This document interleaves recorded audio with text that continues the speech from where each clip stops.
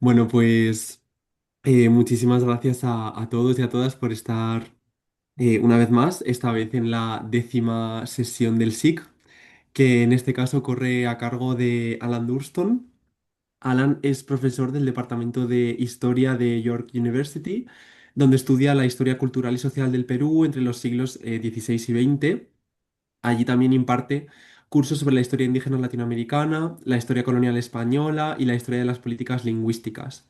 Ha publicado, entre otros libros, el imprescindible Pastoral Quechua, The History of Christian Translation in Colonial Peru, que también fue traducido y reeditado, como El Quechua Pastoral, la historia de la traducción cristiana en el Perú colonial 1550-1650, así como Escritura en Quechua y Sociedad Serrana en Transformación, que trata sobre el Perú entre los años de 1920 y 1960, y Indigenous Languages, Politics and Authority in Latin America, Historical and Ethnographic Perspectives, coeditado con Bruce Mannheim.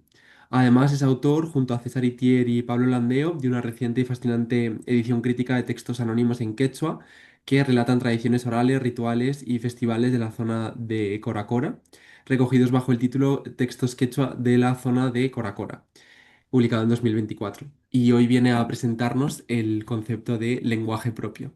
Pues de nuevo, muchísimas gracias, Alan, y tienes la palabra. Muchas gracias, Javier, por esa introducción y también por haberme invitado a participar en este seminario tan interesante. Bueno, entonces, bueno, mi charla tiene que ver con los discursos lingüísticos de la Iglesia del siglo XVI. Eh, ahí es donde aparece este tema, o más bien pregunta del lenguaje propio, que podríamos llamar también la cuestión de la lengua. La cuestión de la lengua es un término más asociado al contexto de Italia. Y básicamente es una pregunta mucho más sencilla de lo que quizá parece a primera vista. Y es, hablando desde el punto de vista digamos, de los misioneros, cómo identificar la forma o variedad más apta de una lengua para usarse en la escritura de textos doctrinales y litúrgicos y también para crear y publicar gramáticas y diccionarios para la enseñanza del clero, ¿no? ¿Cuál es la variedad apta? Eh, y este tema del lenguaje propio, o la cuestión de la lengua, fue bastante debatida a lo largo y ancho del Imperio Español. Eh, y en principio estos debates debieran ser una muy importante fuente para entender la ecología lingüística que existía en las Américas y bueno, en Filipinas a la hora de la llegada de los españoles. Al hablar de ecología lingüística me refiero a qué lenguas y qué variedades existen y cómo se relacionan entre sí. Pero el problema, y el problema al que me voy a dirigir, que tampoco es un problema nuevo, ha sido planteado antes, es que la cuestión de la lengua se plantea dentro de un marco de referencia muy distante a las realidades americanas o asiáticas, porque la expansión ibérica coincide con el auge de las lenguas vernáculas en Europa. Es decir, en Europa, sobre todo en el sur de Europa, en España, en Italia, se está planteando esta pregunta de cuál es la variedad más apta para usarse como lengua culta a la par con el latín. Eh, entonces, el caso más conocido es el de Italia, porque en Italia había una situación bastante compleja, no había un centro de poder. Nadie dijo que se use qué sé yo, el italiano o el romance de Roma. Termina entronizándose un toscano literario, ¿no? En España el asunto pareciera ser más sencillo debido a la centralización política, ¿no? La hegemonía de Castilla, la creación de la monarquía española, eh, pero también hay debates, hay muchas preguntas, mucha incertidumbre, ¿no? Por ejemplo, tenemos el caso de Juan de Valdés, que en 1535, estando en Italia, escribe un texto llamado, texto muy famoso, el Diálogo de la Lengua, donde es un diálogo donde él le explica a sus amigos napolitanos cómo, sobre todo cómo escribir correctamente el español. Y sus amigos napolitanos le preguntan por la famosa, bueno, ahora famosa gramática castellana de Nebrija. Y Valdés es muy duro con Nebrija, primero porque Nebrija, según él, latiniza todo, y también porque Nebrija es andaluz, y un andaluz no puede dictar las normas para escribir el español o el castellano. Y aquí vemos un tema que va a aparecer más adelante en mi charla, que es el tema, la preocupación de que el español se está adulterando con el latín. El latín tiene demasiada influencia sobre el español culto y escrito. Entonces, tengo algunos diapositivas, entonces voy a empezar ahora a compartir. A ver, ¿dónde está mi? ah, un momentito. Eh, Siempre tengo problemas con esto. Bueno, como todos, Alan. Sí, no sé, Es, una vez que es lo signo intento de... hacer, todo desaparece. Nos pasa a A todos, nos pasa a ver, todos. sí.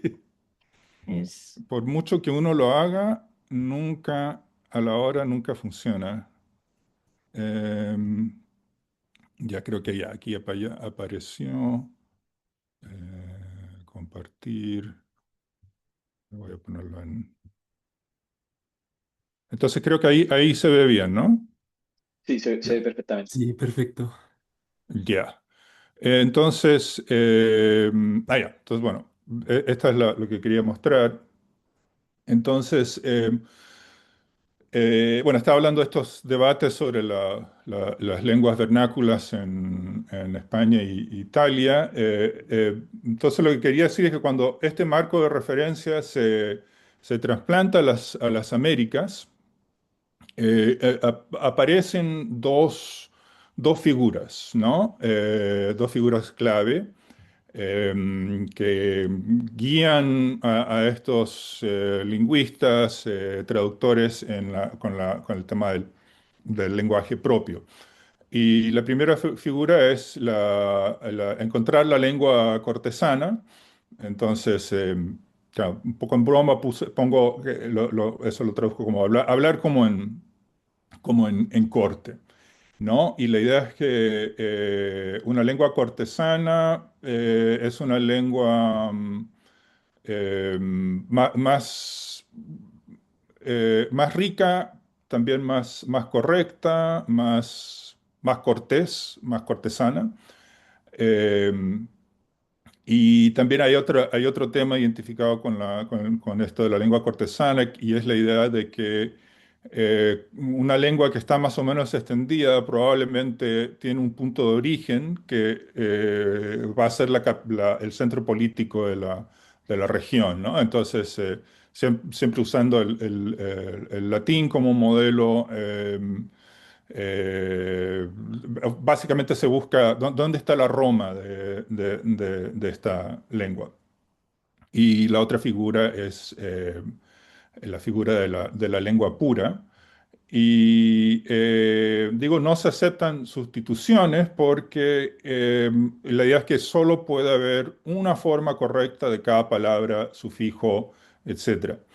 Y este purismo en parte es un legado del humanismo, pero también tiene que ver con la forma en que el clero español o criollo aprendía, en muchos casos aprendían, estudiaba estas lenguas a través de cátedras y con textos impresos, textos que memorizaban. Y yo creo que la imprenta aquí tiene un papel clave en el sentido de que una vez que un texto aparece impreso, eso lo consagra las formas lingüísticas que se usan y si alguien ve algo diferente a lo que conocían o lo que entendían como la forma correcta, eso produce una reacción muy, muy fuerte, ¿no? Como que descoloca a los usuarios del texto si ven algo diferente. Eh, entonces, lo que voy a hacer en mi charla ahora es discutir tres casos, tres lenguas. Cada lengua la voy a ejemplificar a través de un texto, de una cita. Podríamos decir, son todos metatextos, ¿no? De los prólogos o a veces también de los apéndices de las gramáticas. Bueno, en algunos casos, a veces gramáticas, a veces textos doctrinales. Y ahí vamos a ver estas dos figuras cómo se van modificando, ¿no? No siempre operan bien. Solo para explicar un poco, no sé si mencioné, los tres casos son el tarasco o purépecha, que se habla en Michoacán, en México, el quechua, que es el caso que conozco mejor, y el tagalo, que es algo que he estado estudiando recientemente.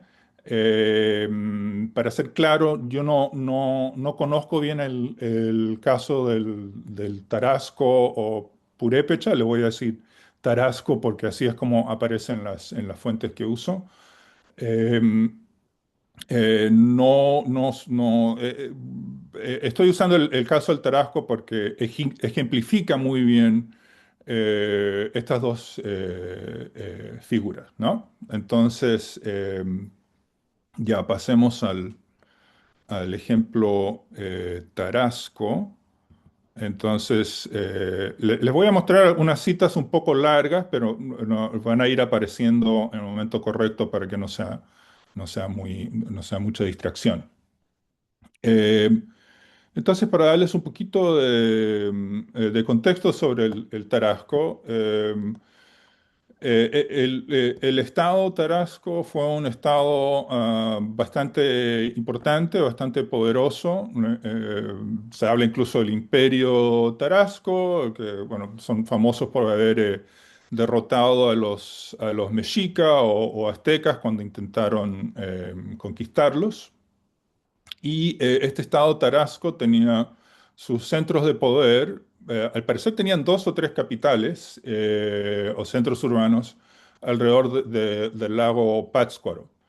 Y los franciscanos se establecieron rápidamente en esta zona y como siempre coparon los centros de poder, centros políticos y rituales y ahí instalaron sus conventos, ¿no? Y el ejemplo que les voy a ofrecer es de un franciscano, Juan Bautista de Lagunas, en 1574 publicó un arte o una gramática de la lengua michoacana o también tarasco. Y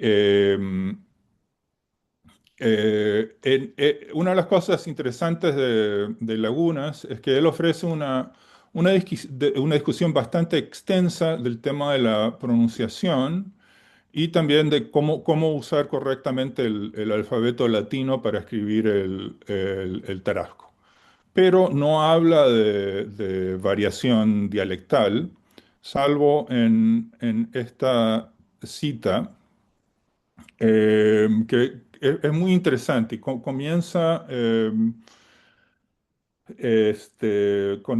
comienza diciendo, en todas las lenguas vulgares hay pronunciación política curiosa y bien pronunciada, y también hay otra tosca, plebeya, imperfecta y mal pronunciada. Entonces, cuando habla de las lenguas vulgares, está hablando por ejemplo, del español, de las lenguas habladas. Eh, y la forma en que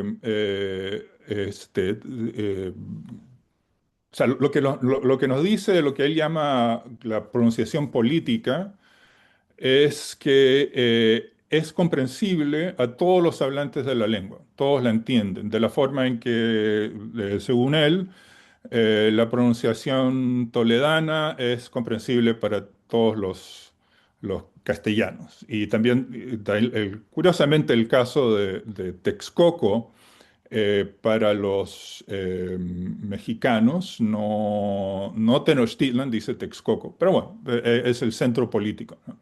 Y en el caso de Michoacán, se trata de la forma de hablar de Pátzcuaro y Tzintzuntzan, que son como las capitales de los tarascos. Entonces él dice, ya como para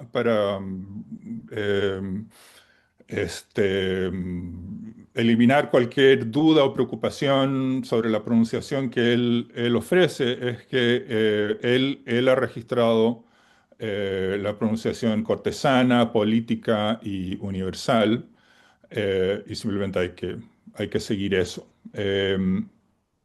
Pero aquí nos encontramos con una serie de términos que, si los vemos desde un enfoque lingüístico, son muy oscuros, ¿no? ¿Qué significa una pronunciación política, curiosa, eh, cortesana, ¿no?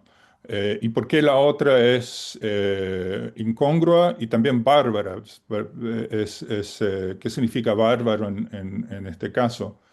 Eh, y creo que detrás de esto hay una idea de que una lengua se habla correctamente en su punto de origen, y a medida que nos vamos acercando de ese punto de origen o centro, la lengua se va degradando, ¿no? Por ejemplo, en las zonas rurales. Más tarde, en el siglo XIX, se invierte ese paradigma, ¿no? Y los lingüistas comienzan a buscar el lenguaje original, arcaico, en el campo, en las zonas rurales. Pero en esta época, el centro político es el centro poder, el sitio urbano, es donde se encuentra la lengua en su estado más perfecto. Y esta palabra política, seguramente, bueno, ustedes, no hace falta que explique que acá política viene del concepto de policía, que tiene que ver con el orden social, ¿no? Entonces, una pronunciación política es una pronunciación que refleja el orden social. Exactamente cómo, eso es algo que hay que discutirlo, pero sobre todo tiene que ver yo creo, con la jerarquía, porque el orden significa jerarquía. Eh, y, pero en la práctica, ¿cómo se habría desarrollado este argumento? No sabemos, porque Lagunas no nos da ningún detalle, cero detalles, simplemente dice esto es lo correcto. Y en el fondo parece tratarse de un argumento circular, en el sentido de que los franciscanos estudiaron el Tarasco en esta zona nuclear de poder, ¿no? Que era el lago de Pátzcuaro. Y entonces esa era la lengua política, y todo lo demás era incongruo y bárbaro, ¿no? Y solo un breve comentario sobre este concepto de bárbaro, y es que creo que en este caso bárbaro podría referirse más bien a lo extranjero, ¿no? Como siguiendo el caso del término barbarismo. Un barbarismo es un préstamo, ¿no? Entonces no necesariamente significa bárbaro de barbarie, pero de repente las dos cosas están un poco mezcladas ahí.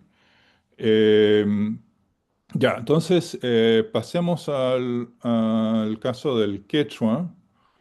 Eh, entonces el caso del quechua es interesante porque, bueno, a primera vista el quechua debería ser la lengua cortesana por excelencia, ¿no? En la percepción de los españoles, el quechua era la lengua de los incas, la lengua del Cusco, que se expandió por todo una vasta zona.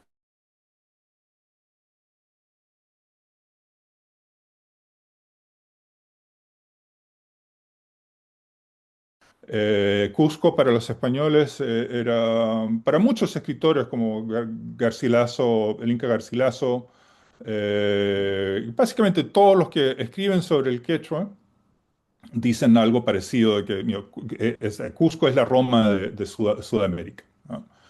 Eh, pero a la vez sucede algo curioso, y es que en la década de 1580 ocurrió un cambio bastante notorio en la variedad empleada en la escritura por los españoles. Ahora, es cierto que antes de la década de 1580 no hay mucho, no tenemos mucho de esa época anterior, pero sí tenemos la gramática y el diccionario de Domingo de Santo Tomás, un dominico, y también hay fragmentos varios que aparecen aquí y allá en crónicas, en muchos lugares. Y todo este corpus es bastante consistente, tiene rasgos dialectales consistentes. Eh, pero en la década de 1580 aparecen las obras del Tercer Concilio Limense. Entonces, bajo la autoridad de este concilio, se publicaron tres libros: Catecismo, Confesionario y Sermonario, y también una nueva gramática y diccionario. Entonces, este corpus establece una nueva norma para el quechua escrito que va a regir durante mucho tiempo, ¿no? Eh, pero es otra variedad. Y para aumentar el misterio, nadie, al parecer en la época, ningún texto que yo haya visto, se refiere a ese cambio. No, y los lingüistas modernos, Alfredo Torero, Cerrón Palomino, muchos otros, han debatido mucho este tema. Y incluso al parecer se han inventado variedades del quechua que, al parecer nunca existieron para explicar este gran misterio. Eh, Ahora, dije que no, nadie se refirió al tema, nadie dijo: "Ah, vamos a cambiar de esta variedad a otra variedad porque mejor así". Nadie dice eso, pero en el texto que les voy a encontrar, que vienen del Catecismo del Tercer Concilio, publicado en 1584, eh, hay una breve anotación, un par de párrafos que parecen referirse a este tema. Y este es un texto anónimo, no hay ningún nombre en los textos no aparecen autores o traductores en los textos del Tercer Concilio Limense, pero por otras fuentes sabemos la identidad de un equipo no recuerdo si eran 4 o 5 personas, que eran los traductores al quechua, y había otro equipo para el aymara. Entonces, ¿qué es lo que dicen? Dicen algo bastante distinto a lo que dijo Lagunas. Y aquí, en vez de ir al centro, ¿no? al origen de la lengua, hablan o usar la lengua cortesana, hablan de dos extremos. De dos extremos se ha procurado huir. Eh, entonces, un extremo es el modo tosco y corrupto de hablar que hay en algunas provincias, es decir, alejadas del Cusco, Y el otro extremo es la demasía de curiosidad eh, con que algunos hablan en el Cusco y su comarca, y que usan modos de decir exquisitos y oscuros, que se salen de los límites del lenguaje que propiamente se llama quichua. En esa época decían quichua. Eh, entonces dicen que han optado más bien por una vía media, que es el lenguaje común, fácil y propio. O sea, ni muy alto ni muy bajo. Y esta es una nueva figura. Eh, Últimamente, cuando yo estaba trabajando el tema, cuando estaba haciendo mi tesis, no tenía muy claro qué significaba esto. Lo interpreté como un tema de registro, ¿no? Pero creo que ahora podemos darle otra interpretación. Y esto es gracias a algunas propuestas relativamente recientes de César Itier. Eh, Según Itier, las obras de Domingo de Santo Tomás y todos los textos anteriores al Tercer Concilio efectivamente registraron el quechua de los incas, porque se había establecido una hipótesis de que en realidad Domingo de Santo Tomás registró el quechua de la costa central del Perú. Pero según Itier, hay que creerle a Domingo de Santo Tomás cuando dice que esta es el quechua de los incas.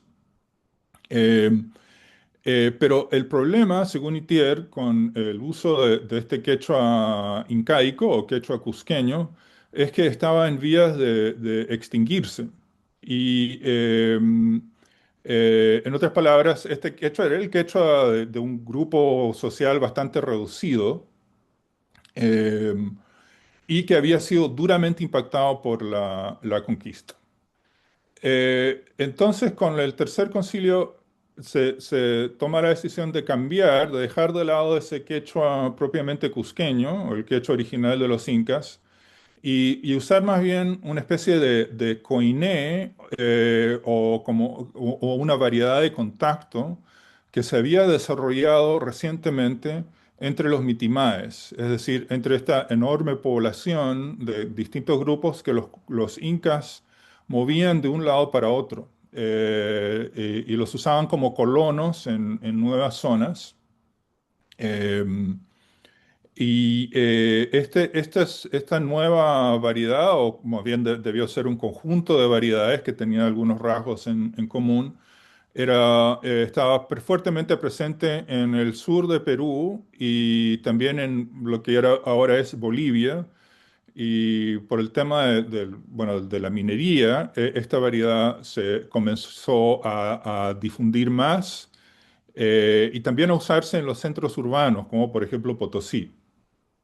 Em, entonces, si aceptamos esa interpretación, podemos entender mejor este texto. Y al parecer, lo que están haciendo acá los traductores es como es- explicar de una forma un poco tangencial o no muy directa un cambio que hubiera sido bastante notorio para los curas quechuistas de la época, porque en vez de decir hemos cambiado de un dialecto del quechua a otro, dicen, lo presentan como un cambio de estilo o cambio de registro. Y yo creo que también podemos agregar que en su forma de plantear el cambio, han recurrido al lenguaje del antilatinismo, para el caso del español, en referencia al español que se había estado desarrollando en España. Mencioné el caso de Valdés y también hay otros, ¿no? Que denuncian esta tendencia a latinizar demasiado el español culto, porque en esos debates se usan, o en esas críticas se usan los mismos términos, hablar de lenguaje exquisito o lenguaje oscuro. un lenguaje que sale de los límites del lenguaje que propiamente se llama, bueno, en ese caso español. Em, y de esa forma, o sea, recurriendo a ese debate que nada tenía que ver con el quechua, eh, presentan el problema de una forma más diplomática, digamos. Y claro, bueno, sí hay analogías, ¿no? Por ejemplo, bueno, muchos estudiosos del Perú colonial por ejemplo, Sabina McCormack han hablado de la forma en que en que se ve al quechua como el latín, la analogía entre el quechua o una variedad del quechua y el latín. Entonces, en ese sentido, habrán visto un paralelo entre estas dos situaciones, ¿no? Eh, entonces, para concluir con este tema del quechua, lo que podemos sacar de este caso del quechua es que el marco de referencia al que aludí obviamente no es invariable, a veces se choca con una realidad que es demasiado distinta. Y en este caso se introduce una nueva figura que es la figura del camino medio. No sé si esta figura del camino medio, del lenguaje llano, se use con referencia a otras lenguas indígenas, ¿no? Eso sería interesante verlo, ¿no? Ahora, lo que sí se mantiene en este discurso del Tercer Concilio Limense es el purismo, ¿no? Y de hecho el purismo se usa para criticar al lenguaje cortesano, el lenguaje demasiado curioso, eh, porque el lenguaje cortesano, su culpa, su desventaja es el uso de términos extraños y oscuros.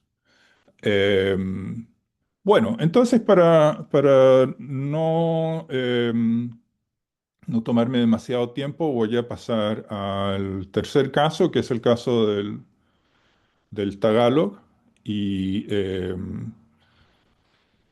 entonces, bueno, obviamente hay que explicar algunas cosas sobre la situación del Tagalog y en general de la presencia española en Filipinas. En general, como los primeros españoles notaron rápidamente, en Filipinas no había grandes estados. Ahora, eso desde cierto punto de vista podría cuestionarse porque sí había centros políticos, pero eran políticos y económicos, pero eran muy numerosos y cambiantes.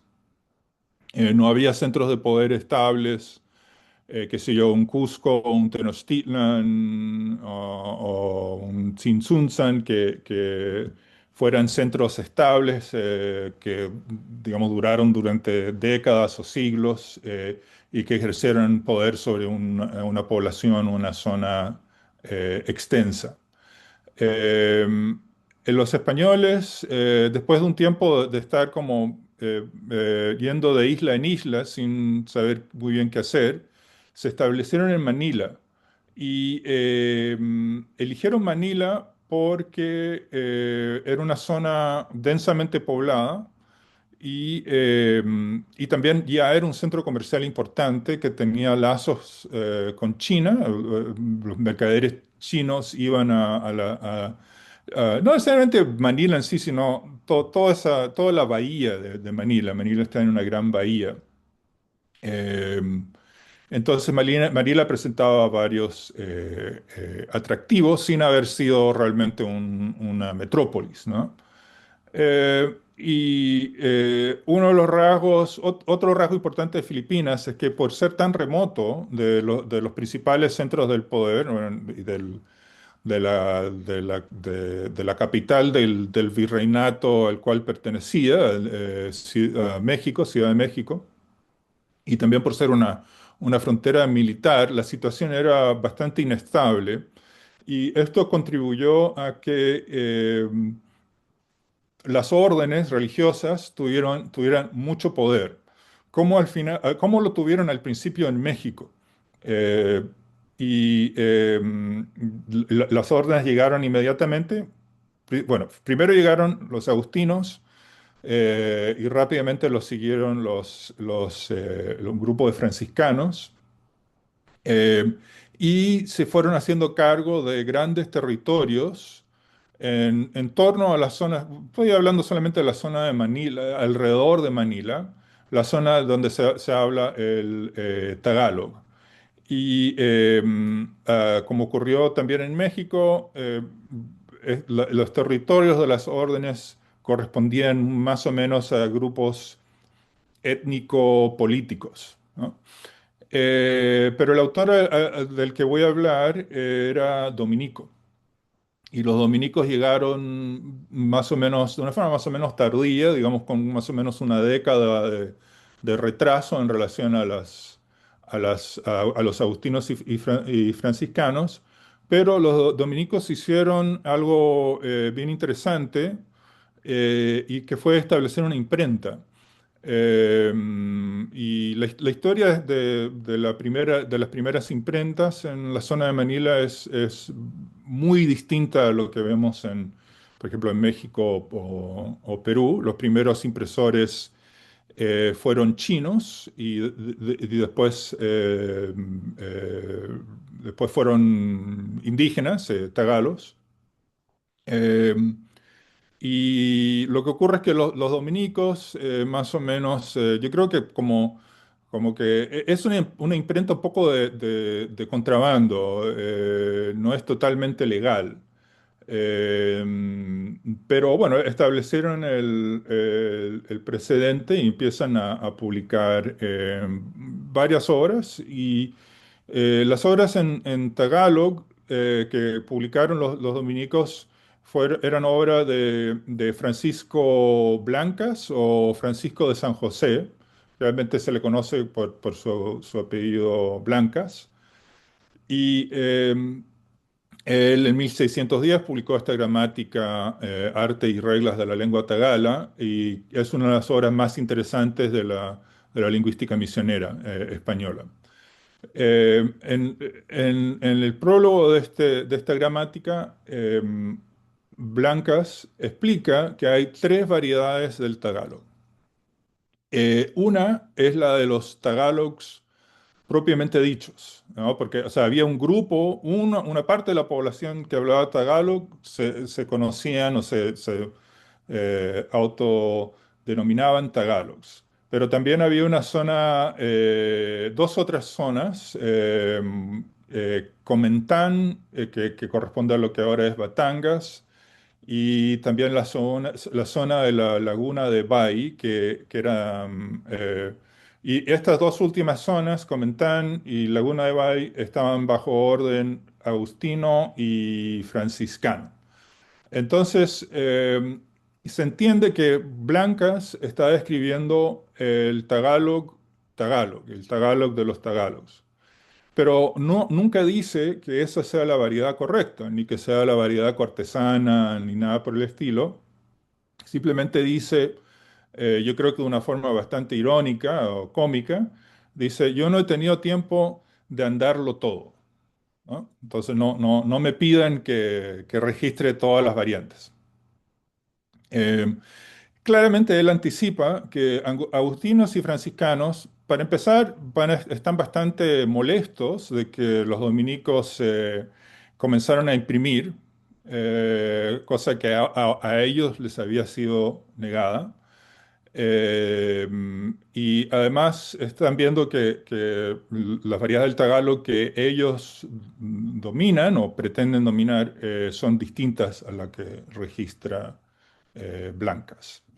Eh, y al final de su gramática, básicamente en la última página, aparece esta cita que a mí me parece muy interesante, muy inusual. Y se está hablando de esta cuestión de las distintas variedades de Tagalog. Entonces, básicamente les está diciendo a a sus colegas franciscanos y agustinos que no le pueden pedir que él registre las variedades que ellos conocen, porque él está describiendo otra variedad. Eh, y usa este ejemplo de los apóstoles, que dice, ni siquiera los apóstoles, cuando recibieron el don de lenguas, pudieron hablar simultáneamente en dos lenguas. Entonces dice, ¿por qué pues se ha de pedir a otro alguno? Eh, y aquí dice, si se dice, por ejemplo, aso, aso es perro, que es el término tagalo que corre, ¿cómo se ha de decir juntamente ayam, que es perro en las otras variedades? Eh, yo creo que es un comentario bastante sarcástico, una forma de callar a los críticos que podrían decir, no, el Tagalog no es así. En el fondo dicen, no me jodan. Yo estoy describiendo un Tagalog que puede ser un poco distinto al de ustedes.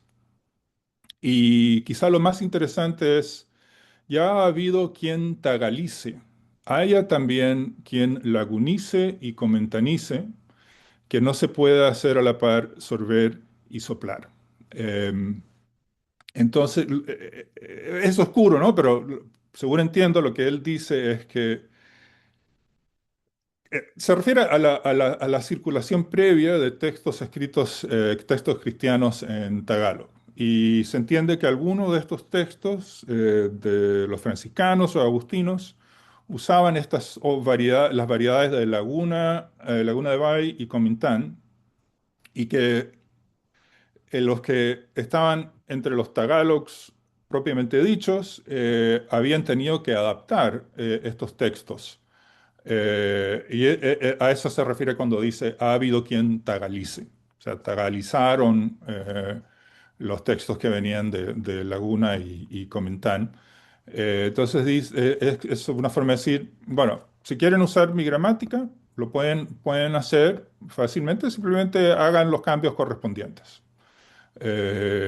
O, por ejemplo, a la hora de enseñar el Tagalog a sus nuevos eh, miembros, nuevos misioneros que tienen que estudiar el Tagalog, pueden usar mi gramática, simplemente, no sé, cambien lo que haya que cambiarse para que corresponda a la forma de hablar que tengan en esa zona.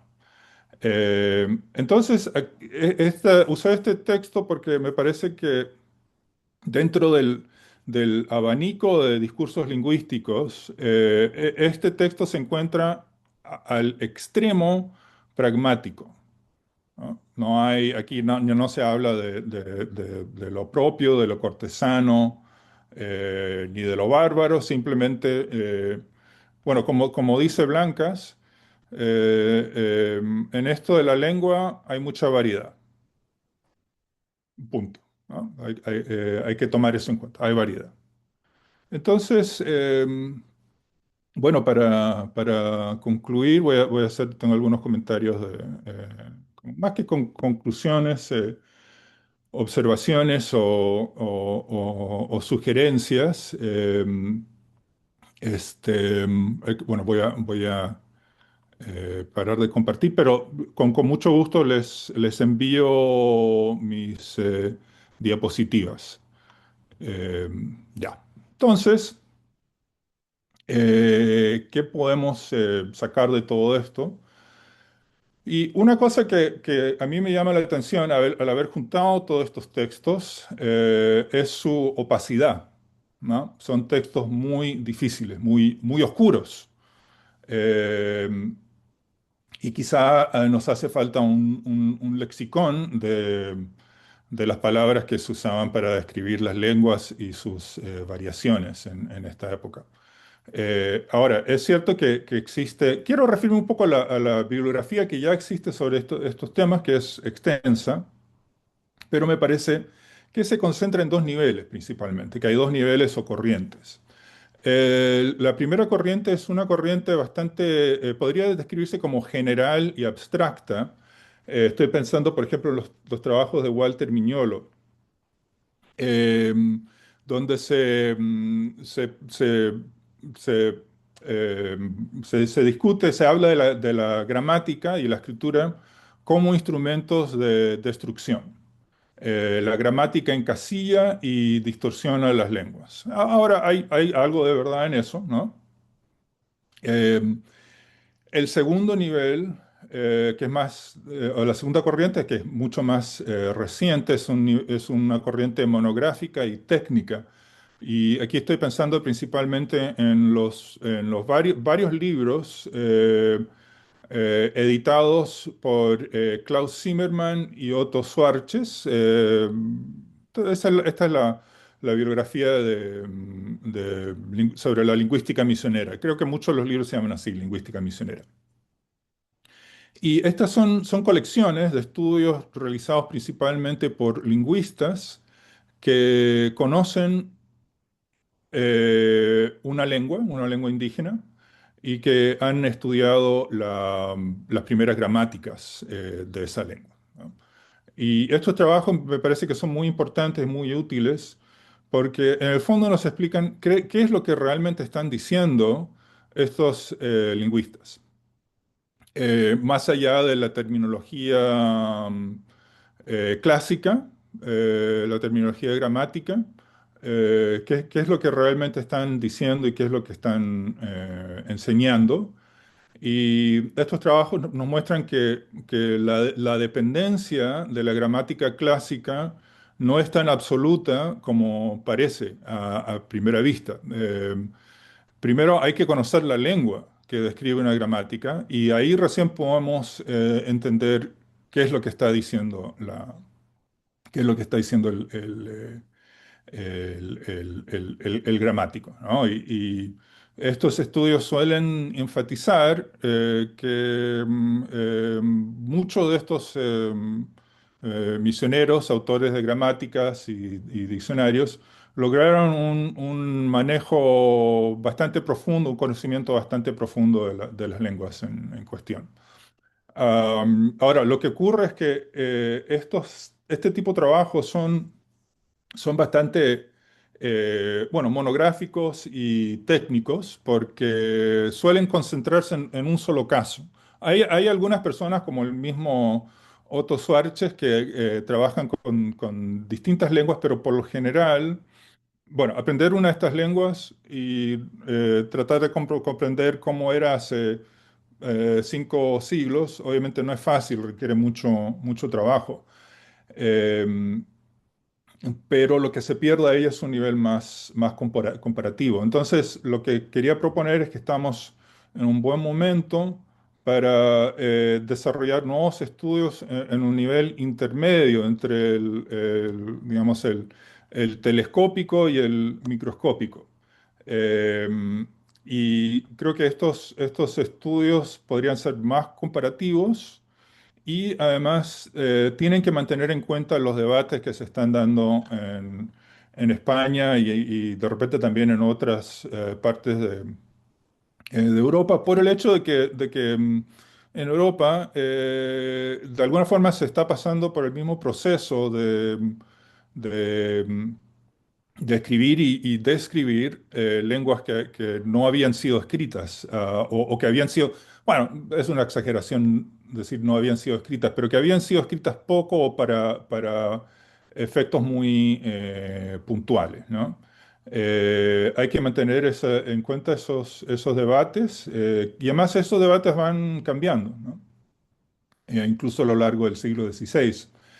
Y algunas preguntas que se me ocurren en este aspecto de comprender mejor el discurso lingüístico y el uso de estos términos como estos términos que en principio no son lingüísticos, como cortesano, político, curioso, bárbaro, en realidad son términos que de repente tienen más que ver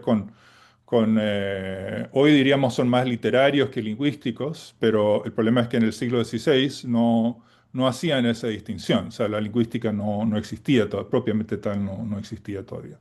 Entonces hay algunas preguntas que creo que en este campo siempre nos hacemos, como por ejemplo, ¿qué diferencia hay entre las órdenes? ¿Hay diferencias regulares entre las órdenes o no? ¿Qué diferencias hay entre generaciones de misioneros o entre criollos y peninsulares? Porque criollos y peninsulares ya sabemos que tanto en el clero secular como en las órdenes religiosas había grandes rivalidades entre criollos y peninsulares y podemos suponer también que recibieron formaciones muy distintas, ¿no? Bueno, empezando con el hecho de que en muchos casos los misioneros criollos han aprendido la lengua de forma oral, informal. Y otra línea para enfocar el tema sería, por ejemplo, ver si hay diferencias entre los españoles y los no españoles, porque, bueno, casi siempre son españoles, ¿no? Pero también hay algunos casos bastante importantes de italianos. Por ejemplo, el principal estudioso de la Aymara fue un italiano, Ludovico Bertonio, y él hizo cosas que no encontramos en otros sitios, ¿no? Entre otros, él se sale realmente de la norma. Hay otros italianos y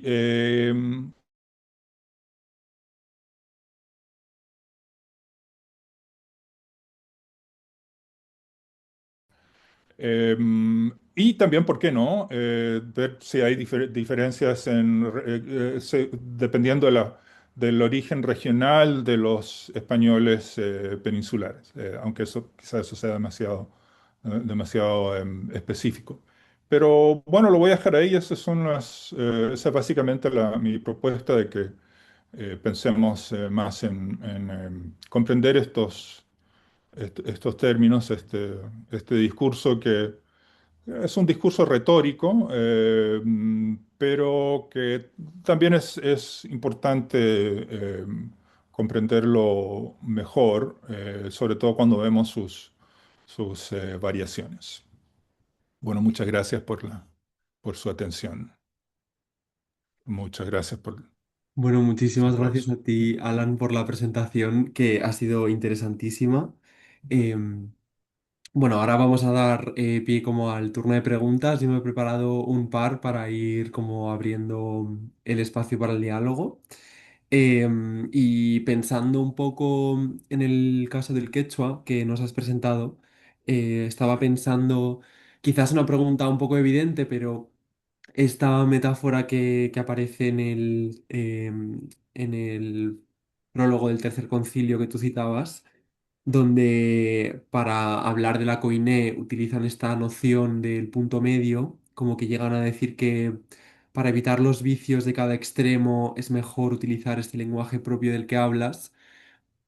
A mí me recordaba, pues, como al lenguaje que utiliza Tomás de Aquino, ¿no? En la Suma Teológica, que también es como de los Mm, textos de cabecera en el momento, ¿no? mm, Para hablar de, bueno, este concepto muy aristotélico, ¿no? De que la virtud está en el punto medio. Entonces, mm, bueno, ujú, solo quisiera preguntar eso, que quizás es lo evidente, ¿no? Es una pregunta muy evidente, pero me pregunto si en ese discurso lingüístico pues está mediatizado por esta perspectiva teológica, ¿no? Como esa, para elaborar ese tipo como de metáfora lingüística. Y luego, por otro lado, te quería preguntar con respecto al lenguaje propio, no sé si, bueno, en cualquiera de los casos, ¿no? Tanto en el caso del tagalo como el quechua o el tarasco, si crees que este lenguaje propio, en tanto que elaboración o coiné que se prepara en las gramáticas, si crees que era legible para los receptores de esta evangelización en quechua o en tagalo, ¿no? Si crees que era comprensible o si crees que podía ser difícil de comprender para quienes era su lengua nativa. Y eso es todo. Muchas gracias, Alan. Gracias, Javier. Dos preguntas muy interesantes. En cuanto a del término medio, el camino medio como un principio teológico, me parece muy probable que eso ha sido una influencia y que bueno, cae dentro de este patrón que vemos de estos lingüistas, misioneros lingüistas, tratando de explicar algo que ellos no comprenden muy bien del todo, pero sobre todo lo están tratando de enseñar. Entonces van a usar figuras, lugares comunes que son familiares para el público. Entonces eso está muy claro, ¿no? Entonces lo interesante es ver qué figuras utilizan, ¿no? Sí, sería interesante ver si esto del camino medio, el punto medio, de huir de los extremos, es algo que aparece en otros casos. Quizás sí. Eh, y en cuanto a tu segunda pregunta, eh, si estas variedades que registran o que de alguna manera crean los misioneros, qué tan comprensibles son para la población indígena. Yo creo que eso varía mucho según el caso. En el caso del quechua, creo que está bastante claro que hay una élite, los principales, la clase social de los principales que leen estos libros y escriben siguiendo ese modelo, ¿no? Digamos, podría llamarse quechua colonial estándar. Eh, en el caso del el tagalo es un caso bien interesante porque lo que encontramos con el tagalo es que, para empezar, los impresores son todos indígenas, parece que principalmente son tagalos. Eh, y ya antes de la llegada de los españoles había un alto nivel de literacidad, porque usaban un sistema silábico de escritura, el Baybayin, y según nos cuenta Blancas, los usuarios del Baibain cambiaban fácilmente al alfabeto para leer y escribir en tagalog.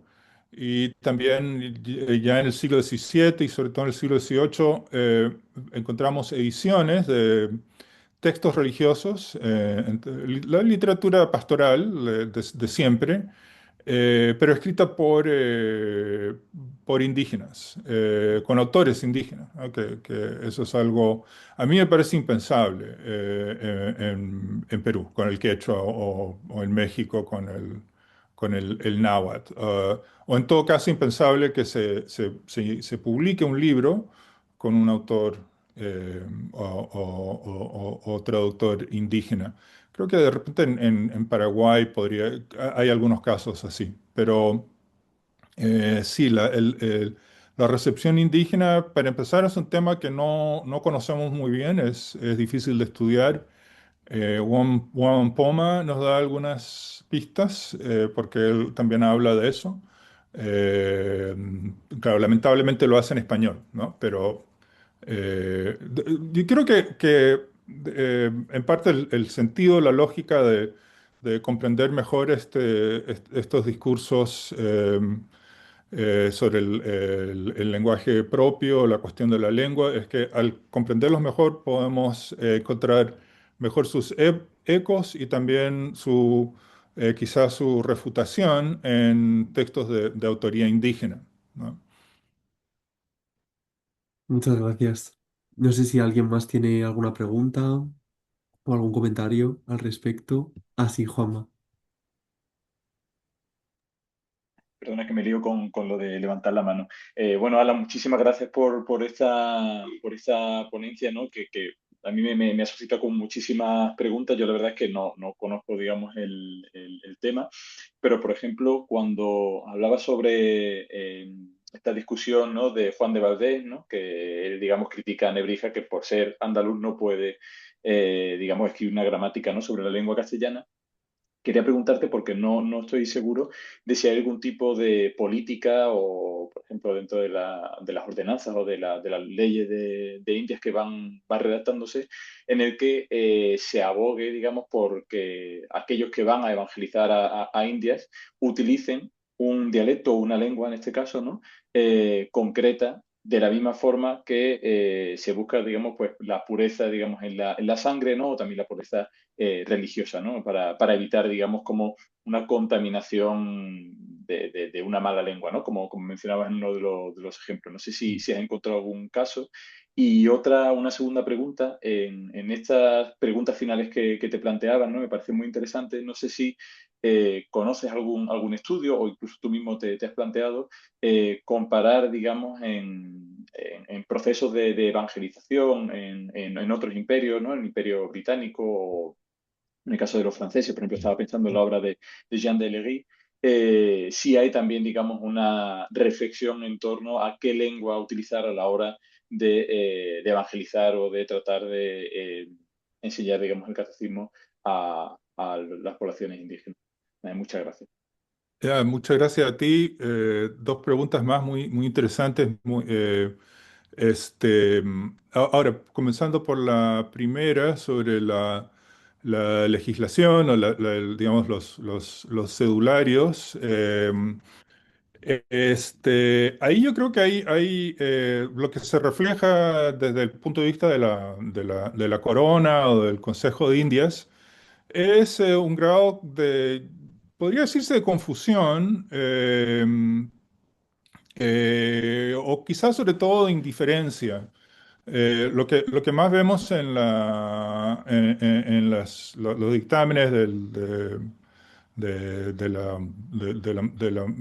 que vienen de la corona es de vez en cuando como la insistencia de que enseñen español, ¿no? Es mucho más fácil que aprendan español, eh, y ahí nos ahorramos todos estos problemas. Pero como siempre, la gente que está a cargo, digamos, desde el nivel del virrey para abajo, saben que eso no va a funcionar y que tienen que adoptarse otras medidas. Eh, bueno, el caso que conozco mejor es el del quechua, y ahí sí hay ordenanzas de los virreyes que dicen que todos aprendan quechua y no se habla del quechua, de un quechua puro o de un quechua específico. El problema es que con el quechua ni siquiera dicen quechua, sobre todo dicen la lengua general, que aprendan la lengua general. ¿Cuál lengua general? Eso ha sido un gran dolor de cabeza para todos los que trabajamos en esta área, ¿no? Este, pero sí hay, en Perú es bastante clara la idea de que, y creo que se dice así explícitamente en algunas ordenanzas del virrey Toledo y sus sucesores, de que el quechua es una lengua política, una lengua civilizada, y que es bueno, sería bueno que la población indígena aprenda el quechua, que todos aprendan quechua. Y efectivamente eso sí ocurre, pero probablemente por otras razones, no porque lo haya dicho el virrey, que encontramos que a lo largo de la época colonial el quechua se expande y en muchos casos reemplaza a otras lenguas que hoy se han extinguido. Solo quería agregar algo relacionado con lo que mencionaste y es el uso de los términos español y castellano, que yo creo que sería interesante ver cuándo se usa qué término. No lo tengo muy claro. Eh, Creo que hay un impulso. Bueno, ustedes probablemente me puedan ayudar con eso, que cuándo se usa español, cuándo se usa castellano. Eh, Me imagino que hablar de español está asociado al proyecto político de la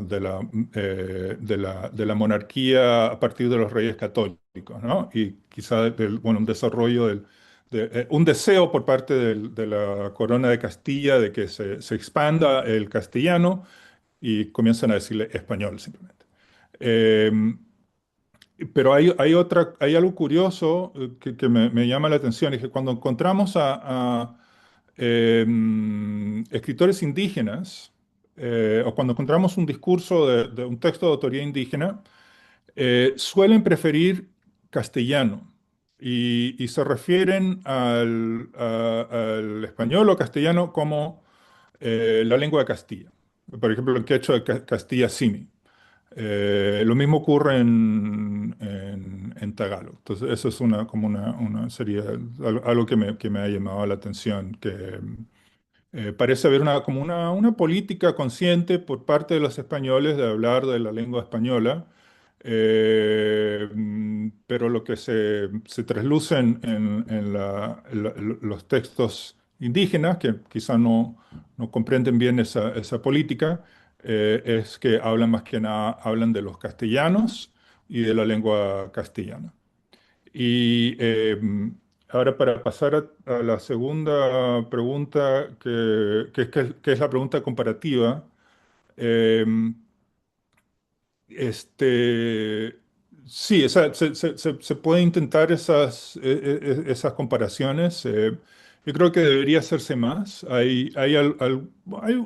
Algunos libros, algunos intentos. Después les puedo mandar una referencia, la voy a poner en el chat. Eh, Podríamos hacer una comparación entre el Imperio Español y el portugués, ¿no? Porque se desarrollan en la misma época. Eh, bueno, dejando de lado Brasil, que es otra situación. Bueno, Brasil es Brasil, pero si pensamos en los portugueses en, eh, en India, en el sudeste de Asia, hay trabajos muy buenos, sobre todo relacionados al uso, a la literatura cristiana que empiezan a desarrollar y publicar los jesuitas en Goa. Eh, no recuerdo bien qué lengua usaron. Creo que ahí sí hay una tendencia a tratar de imitar el discurso o la lengua de los brahmanes y tratando, o sea, según recuerdo, también hay como un dilema entre usar el sánscrito y usar una lengua vernácula. Eh, entonces, sí, se plantean problemas parecidos, pero hay una gran diferencia entre los portugueses en Goa y los españoles digamos, en México o en Perú, y es que los portugueses en Goa controlan Goa, ¿no? No han conquistado India. Entonces están ahí en un enclave y eso simplifica el problema, ¿no? Están pensando cómo podemos realizar la conversión de la población que nos rodea, ¿no? Eh, Así que por esa situación, digamos, política, varía el problema, la cuestión de la lengua es distinta. Pero yo creo que eso es quizá el mejor punto de comparación Es el de los jesuitas en la India, donde fueron muy activos, escribieron y publicaron mucho sobre distintas lenguas, ¿no? Sobre el sánscrito y sobre el tamil. Sí, hay mucho en tamil. Eh, eh, sí, bueno, y gracias por esas preguntas. Muchas gracias. Pues, gracias, Alan. No sé si alguien quiere hacer alguna otra pregunta o así, Esperanza. Sí, sí, perdón porque no sé levantar la mano técnica.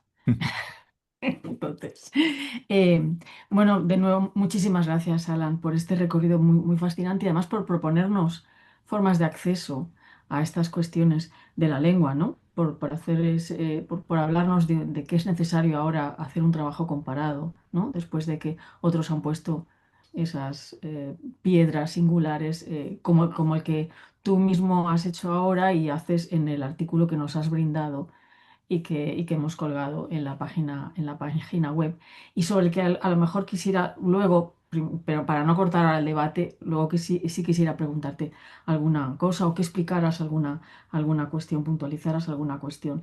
Me parece además muy necesario que nos replanteemos esas voces con las cuales los misioneros lingüistas, no podemos olvidar que eran misioneros, además de protolingüistas, digamos, nombraban las condiciones de las lenguas halladas, ¿no? Y, y yo tengo dos cuestiones o dos preguntas, ¿no?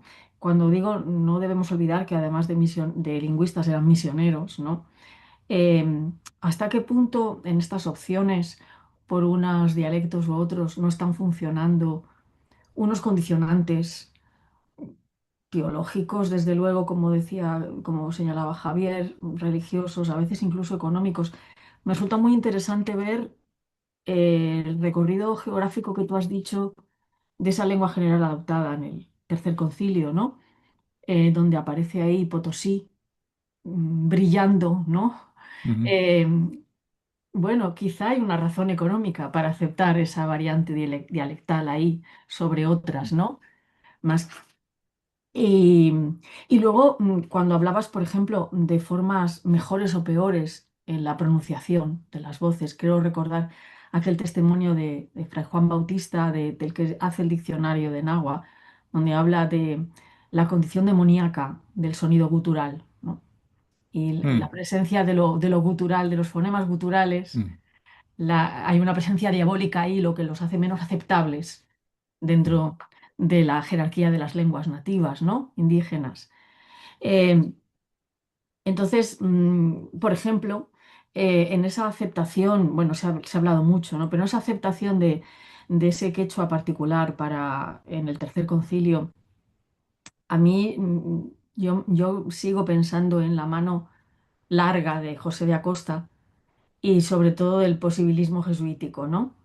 Vamos a aceptar un quechua que no sea exquisito y tampoco sea tosco, pero casi podríamos, si no fuera una especie de anacronismo, hablar una democratización del quechua en el Tercer Concilio, ¿no? Si no fuera, como digo, un anacronismo, mm, pero sí un intento, eso, posibilismo, un intento de extender. Y luego una cuestión que me ha sorprendido muchísimo en el ejemplo que nos has brindado de Blancas, que me parece fabuloso, ¿no? Esa idea de que no se pueden simultanear dialectos, ¿no? Que en Pentecostés tampoco se hizo, ¿no? Sí, ujú, hablaban todas las lenguas, pero una a una, ¿no? Me claro. parece una lógica aplastante y fascinante, ¿no? Eh, mm, ¿no habría también una defensa de la variedad dialectal? em, Frente a estos intentos normativos como el de la lengua general, que lo que hacen es homogeneizar y por tanto perder esas riquezas, y que es una de las críticas que hacía Miñolo a, creo, tú has abierto la caja de Pandora mencionándolo, ¿no? Al Miñolo, entonces vamos a sacar más cosas de la caja de Mm, Pandora. Y lo que dice Miñolo, entre otras cosas, bueno, dice, el problema sí, el problema de la gramática y de la normativización que los españoles imponen a las gramáticas es que primero supone la pobreza, el empobrecimiento respecto a otros dialectos que quedan soterrados, ¿no? Respecto a eso, ¿no? Y también coloca al nativo en una condición infantilizada, puerilizada, porque no aprende castellano y eso hace que no pueda dirigirse a las instancias de poder, ¿no? Entonces, que tenga que hacerlo todo a través del trámite de... Entonces, frente al demonio de la homogeneización, no estaría Blancas defendiendo eso, una importancia de respetar las variedades dialectales, que también me suena mucho a la defensa que hace Guamán Poma de la poliglosia andina, ¿no? Mm, No mm, hablo solo el quechua, yo hablo aymara, hablo mm, ina, etcétera, ¿no? sí. Y esto nos estaría hablando, nos estaría ofreciendo una variedad en las posiciones de estos gramáticos fascinante, ¿no? Sí, sí. Bueno, muchas gracias. Bueno, primero lo que dices de la influencia de Acosta y de los jesuitas, eso es, creo que sí, tienes toda la razón. Debí mencionar que los jesuitas tuvieron una influencia enorme sobre el Tercer Concilio y, bueno, en realidad se hicieron cargo de la edición de los textos. Todos los ejemplares están firmados por José da Costa, ¿no? José da Costa aprobó. Entonces sí, eso yo creo que nos da otra forma de entender el camino medio, de hecho. La importancia de la minería también está ahí porque, bueno, este es el análisis de César Itier, de que justo cuando Toledo empieza a reorganizar la minería en Potosí y a implementar la mita que lleva gente desde muy lejos, eh, al parecer es entonces cuando los españoles se fijan en esta variedad que después iban a llamar lengua general. Ujú, Esas cosas están muy relacionadas, jesuitas y plata. Eh, y yo creo que muy a menudo detrás de estos debates también está la cuestión de la rivalidad entre las órdenes. Eso también siempre hay que tomarlo en cuenta, como en el caso de Blancas. Y yo creo que también es cierto que Blancas se está rebelando en contra de la tendencia a, a imponer lenguas generales. Eh, mm, yo creo que eh, habría que ver un poco su biografía, de qué se había enterado, de qué tanto se enteraban, qué sé yo, los dominicos o los jesuitas, etcétera, estando en España de estos debates. Los libros, los impresos llegaban, ¿no? Eh, pero hasta donde sé, Blancas, como muchos misioneros en Filipinas, ah, partido de España, pasó por México, siempre pasan mucho tiempo en México, están ahí como un año y ahí llegan a Filipinas. Entonces habría que ver de qué cosas se enteran en México. Eh, Ahora, en cuanto a este tema del intento de estandarizar e imponer estas variedades, nunca he visto un caso donde un oficial o un sacerdote diga eh, o exija que digamos, un pueblo, un grupo indígena hablen mejor el quechua, por ejemplo. No he visto una crítica a la forma de escribir el quechua. Eh, y bueno, el caso del náhuatl, que es lo que conocemos mejor, eh, según recuerdo, cada pueblo se escribe de una forma un poco ligeramente distinta, ¿no? En cada pueblo tienen su propia ortografía, reflejan el habla local. En cambio, en el quechua no tanto. En el quechua sí hay un intento de seguir la norma. Entonces sí es muy variable.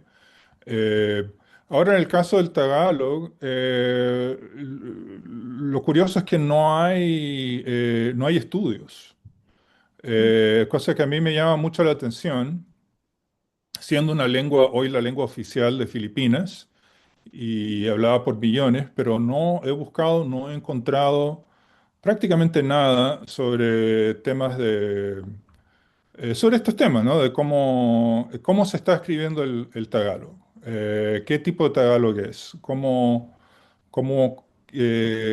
se inserta lo que escriben los misioneros en el panorama dialectal? Trabajos filológicos.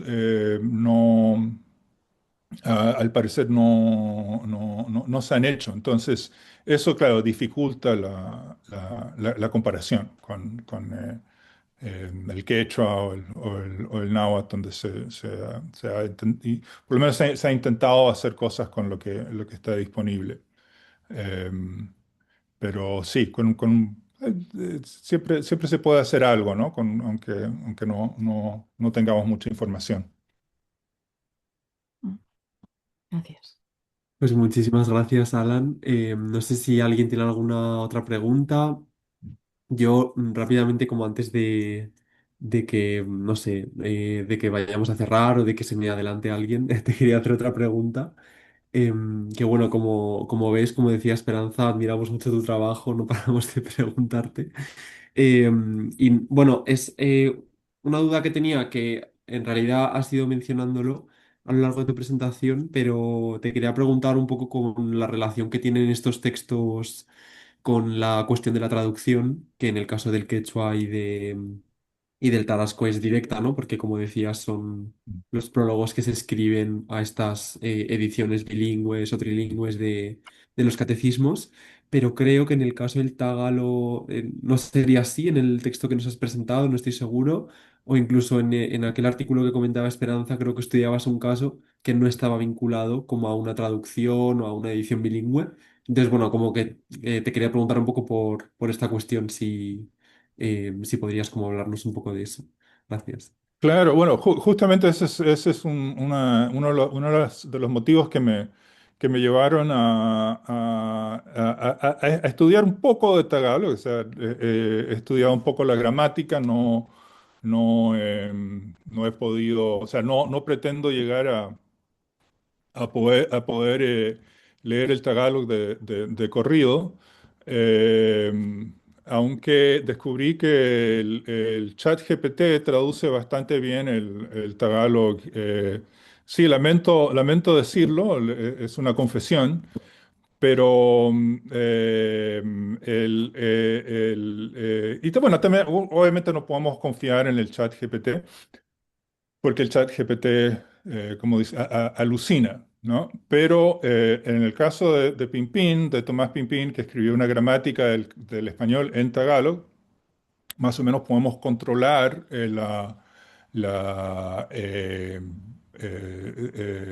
si ChatGPT está alucinando o no. Eh, bueno, pero para llegar al tema que planteas, justamente la literatura cristiana en Tagalog tiene ese punto tan interesante que es que encontramos textos donde publicaciones, textos impresos, eh, cristianos, ¿no? Generalmente obras, ¿cómo se dice? Espirituales, meditaciones cristianas, etcétera, que están íntegramente en Tagalog. Incluso la portada está en Tagalog, ¿no? Y eso es algo que no vamos a ver en las Américas, ¿no? Y el motivo, yo creo, es que no solo es que los impresores sean tagalogs, los, eh, los que compran libros son tagalogs también, principalmente. Los tagalogs están comprando y leyendo libros en el siglo XVII. Eh, y eso nos refleja una situación tan distinta, ¿no? a la que encontramos en las Américas por muchos motivos. Pero pensando en este tema de los paratextos que ustedes han planteado, sería interesante como compilar solamente las portadas digamos, de muchos impresos, que sería fácil de hacer, de gramáticas, diccionarios, obras doctrinales, etcétera, y ver en qué casos aparece, digamos, si las portadas son exclusivamente en español o si aparece algo de la lengua. Y noté que en el caso de este texto, de esta gramática del Tarasco, de Lagunas, aparece un pedacito en Tarasco, al fondo en la parte de abajo de la portada. Es como para decirle a un lector tarasco que no lee español, ¿qué es este libro? ¿No? Entonces sería interesante ver cuándo aparece eso, con qué lenguas, si es algo que aparece al comienzo y después desaparece o no. Pero para mí lo interesante del Tagalog es que yo encuentro que me abrió un poco el panorama de ver las posibilidades. O sea, cosas que de repente no pasaron en Perú o en México, pero que, bueno, pudieron pasar, ¿no? Por ejemplo, todo el tema de los intelectuales indígenas que enseñan español. eh, claro, lo vemos ejemplificado en el caso de Tomás Pimpín, con un libro impreso, pero aunque eso no haya ocurrido en Perú o en México, sí sabemos, por ejemplo, Juan Poma nos dice que él ha enseñado a usar correctamente el español en contextos legales para escribir bien, resalta la importancia de hablar bien, de hablar bien. Yo creo que eso es un tema constante por el temor a quedar en ridículo. Y de hecho hay un autor español, se me está olvidando su nombre, pero es un tipo muy conocido que habló o demostró cómo el castellano y el portugués derivan del latín, pero él habla de las Indias, ¿no? Y dice, en las Indias, los indios hablan español, pero no se atreven a hacerlo por las burlas que reciben, ¿no? Claro, no es cierto que hablaran español, todos, no es cierto. Pero lo de la burla sí es muy interesante y creo que es un tema muy importante, ¿no? Y creo que es un temor que también tenían los misioneros, ¿no? De quedar en el ridículo, ¿no? Y por eso necesitaban estos impresos, estas gramáticas, etcétera. Interesante, muchas gracias, Alan. Sí, Esperanza. Eh, A ver, sí. Yo, es que al hilo de lo que has dicho, es que me parece interesantísimo lo de las portadas, efectivamente, porque cambiaría la visión clásica de la recepción de estos documentos, ¿no? Siempre, Mm. o sea, es casi un clásico decir que era para el aprendizaje español de Mm, las lenguas mm, nativas. mm, mm. Esto nos haría pensar que que está dirigido a más receptores, no simplemente Sí, a los sacerdotes españoles que están. sí. Y esa es tu propuesta a partir de lo que dices de las portadas, pero también algo del interior de los propios textos podrían ayudarnos en ese sentido. Porque, por ejemplo, hay un caso que en este momento no recuerdo, de un confesionario que toda la parte del sexto mandamiento está en latín. O sea, es un Mm, confesionario quechua castellano, pero la parte del sexto mandamiento está en latín. mm, Lo lógico es pensar que para que no cayese en manos nativas, ni mm, quechuas ni españolas, pero eso significa mm. que podían circular en otros espacios que no eran los simplemente religiosos. Sí, sí. Ujú, Sí, ujú. sí, sí. Creo que eso es algo muy importante que no se ha estudiado. Eh, Solo para agregar a eso,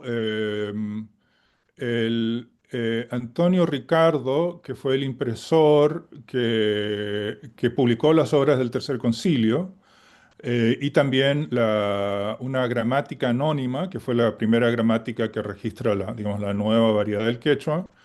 Él dice, bueno, esta gramática puede servir también para aprender español. Ujú, Y seguramente estaba pensando, "Bueno, mejor así si tengo más clientes, ujú, más compradores".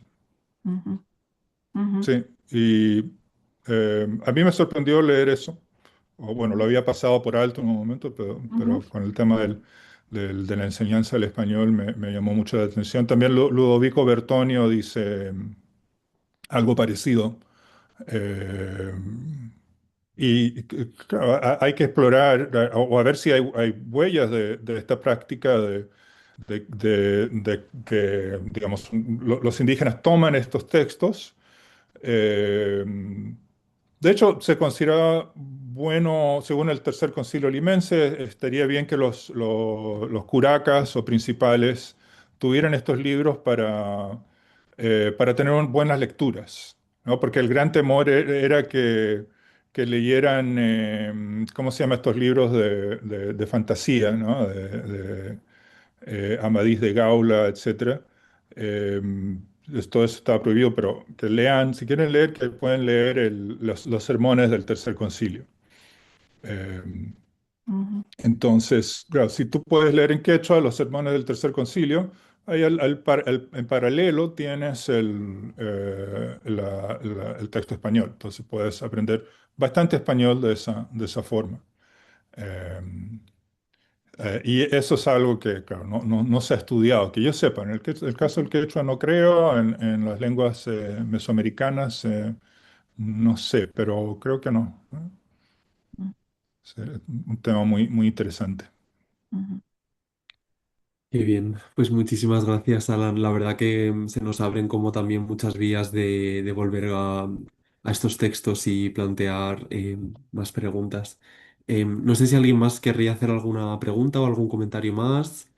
Em, si no, pues bueno, vamos a ir como ya clausurando esta décima sesión. De nuevo, muchísimas gracias, Alan, por esta sesión tan fascinante que ha sido tan sugerente. Nos vamos con un montón de ideas.